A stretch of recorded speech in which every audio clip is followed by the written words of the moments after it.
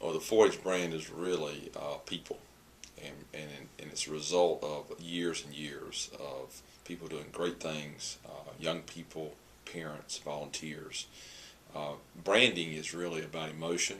It's about experience, and it doesn't matter if it's 4-H or anything in corporate America. It's about the experience and about what people feel. If you think about soft drink companies, or Pepsi, Coca-Cola, or you think about car companies, Ford, Chevrolet, Dodge, they sell experience. They're trying to sell you that experience. That's what 4-H has done over the years. It has sold a positive experience that when people see the clover, which is not the brand, the clover is just the logo. And when they see the clover, it gives them something positive to feel. It gives them a feeling. They may reflect back to when they were in 4-H. I can reflect back to being in 4-H livestock events myself and what that did for me, how positive that was. That's a positive thing for me. Others, it may be going to camps or being in a club or whatever. It's the experience, though. Was it good or bad? And fortunately for 4-H, those experiences have been more positive than negative. And that's what you always fight for when you're trying to run an organization or trying to think about the branding is, how do we make the experiences more positive than not positive? How do you keep it on the positive side? So that's really what the brand is. It's experience, it's a feeling, it's emotion, that then when people see a logo, they say, oh yeah, I remember that, I feel that, that's something good I want to be a part of.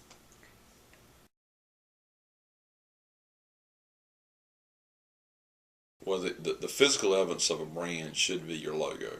I mean, obviously the 4-H Clover, one of the most recognized logos in the country of any kind, but certainly in the nonprofit world and youth development, it is premier. It's at the top of the list.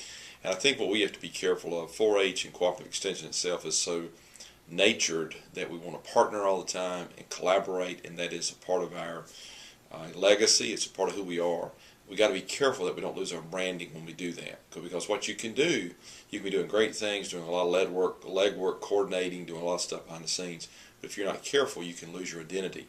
So when I look for it, to me, if 4-H is involved, there ought to be a clover visible, because again, that is a symbol, the symbolism that you're looking for. It would be no different than any other brand. You know, what I encourage our people to think about is if it's NFL football, people know what the NFL logo looks like. If it's NC State, there's a block S and there's a brand. And when people see that, it connotates something in them. So if you're affiliated with it, you should wear the brand, or you should have that brand visible. We have to be careful that we don't negotiate away. And we partner with folks in local communities like museums, or we partner with folks in other youth development organizations or service clubs or whoever, school systems or whoever. I will guarantee you they want their brand prominent. And we just don't need to back away from that. We need to say, look, this is a part of the deal. We're going to be involved. Our brand needs to be there. We did a program last year with the North Carolina County Commissioners Association, Youth Development Summit for Citizenship. And one of the things about that was, for us, sort of the personal interest in it was not only to do good things for young people, but also to make sure that that 4-H clover was prominent, because the county's our partner, and when they saw that clover, it helped build strength in terms of local support for 4-H. So you got to make sure that that clover is prominent, well positioned, and is seen as a partnership, because if you don't, then you really have shortchanged the organization and the program itself.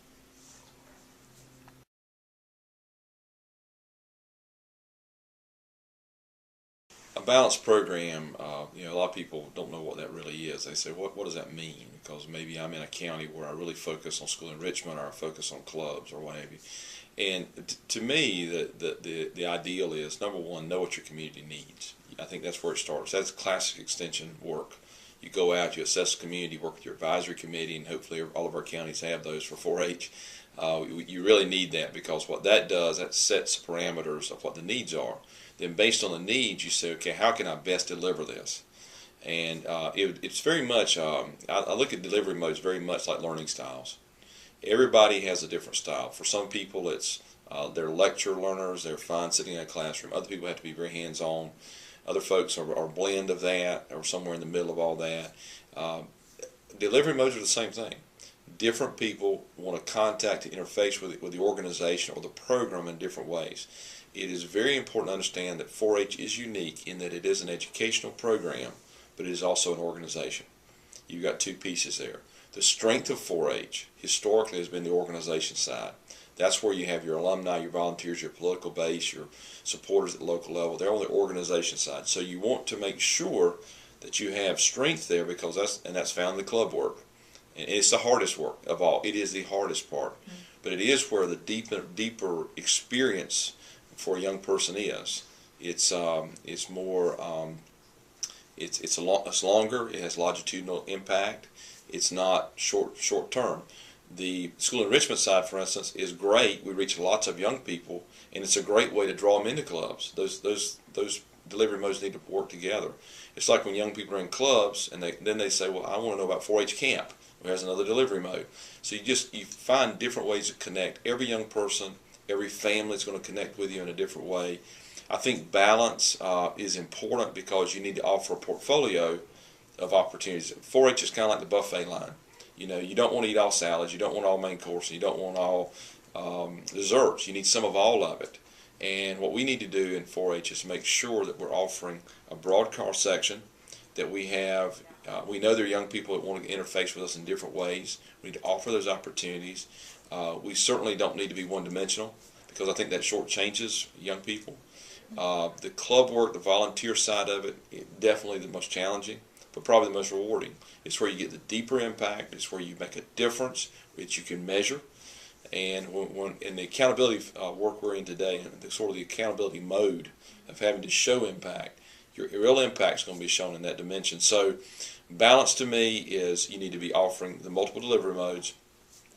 That will sometimes be more clubs, it'll balance, it'll move around a little bit on you. Depends on the clientele.